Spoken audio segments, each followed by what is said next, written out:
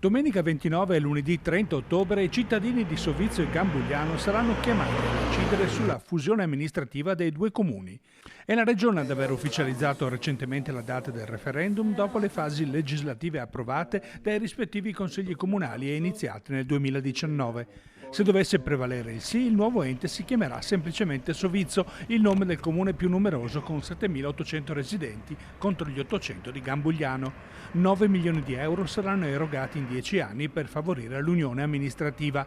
Oggi i due primi cittadini sono stati convocati in Consiglio regionale a Venezia per illustrare i temi a supporto del progetto. Nel caso venisse approvato dai cittadini, la Regione sarà poi chiamata ad emanare la legge istitutiva del nuovo ente dopo la decadenza automatica dei consigli comunali a fine anno. Siamo venuti alla prima commissione regionale per presentare il progetto di fusione tra Sovizio e Gambugliano. È un importante passo verso il referendum sulla fusione. La prima commissione ha accolto favorevolmente il nostro progetto, per cui è stata fissata la data per il referendum che sarà il 29 e 30 ottobre del corrente anno.